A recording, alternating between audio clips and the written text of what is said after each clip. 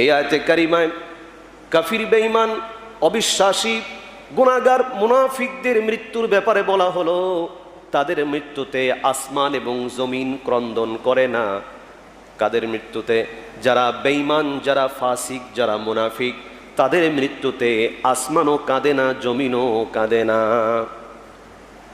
ইবনে জারির রহমতুল্লাহ আলাইহি বর্ণনা করতেছেন, সাঈদ ইবনে জুবাইর রাদিয়াল্লাহু রহমতুল্লাহ আলাইহির কাছে জিজ্ঞাসা করা হলো।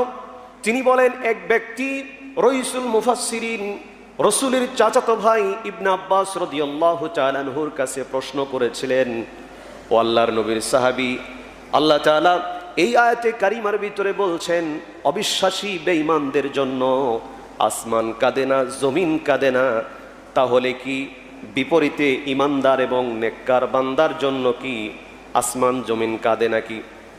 ইবনে আব্বাস রাদিয়াল্লাহু তাআলা আনহু বললেন, হ্যাঁ, বেঈমান, মুনাফিক, ফাসিক ব্যক্তির জন্য যেমন জমিন কাঁদে না, আসমান কাঁদে না, বিপরীতে একজন নেককার আল্লাহওয়ালা ব্যক্তির মৃত্যুতে আসমানের ওই সমস্ত দরজাগুলো কান্না করে, যেই দরজা দিয়া তার আমলনামা আল্লাহর কাছে পৌঁছানো হতো। সুবহানাল্লাহ।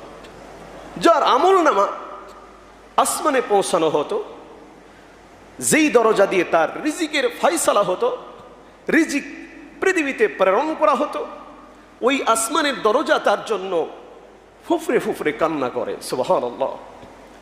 আসমানের দরজা তাকে মিস করে যখন দেখে বন্ধ হয়ে গেছে, আল্লাহর ওই গোলামের জন্য রিজিক প্রেরণ করা বন্ধ হয়ে গেছে, আমলনামা উঠানো বন্ধ হয়ে গেছে। আসমানের দরজা বুঝতে পারে, তখন কান্না করে তার জন্য।